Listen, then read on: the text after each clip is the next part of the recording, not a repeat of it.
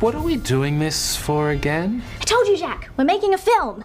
I'm gonna call it Star Trek. I just can't figure out how they make it look like real, like in all the movies. It's called visual effects, and you might want to Google the name Star Trek. Yep, so I Googled it. Turns out Star Trek is already a thing, and it looks pretty good.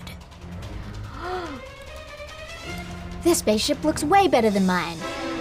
Maybe I should look into this whole visual effects thing.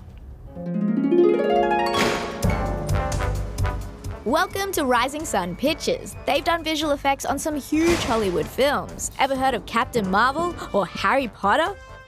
So Maita, for those of us trying to figure out visual effects, can you explain exactly what they are? A visual effect is any kind of effect that supports the story of the movie. It can be either like shot practically, like smoke, explosions, or it can be done completely on a computer.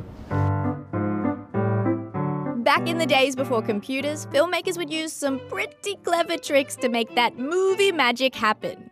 Check out this sneaky camera trick in this Charlie Chaplin film.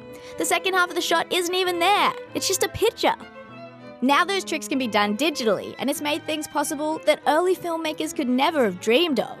But visual effects aren't always about superheroes and magic powers. You might have a hard time spotting the work Rising Sun Pictures did on Ford vs Ferrari.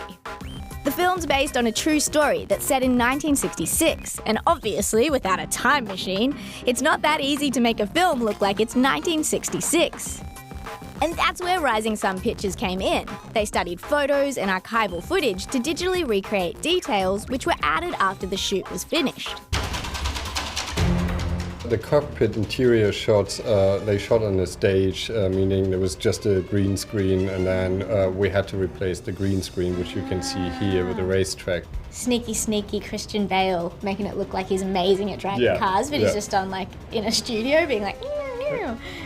Even the crowds were added digitally, which according to Maita is pretty tricky.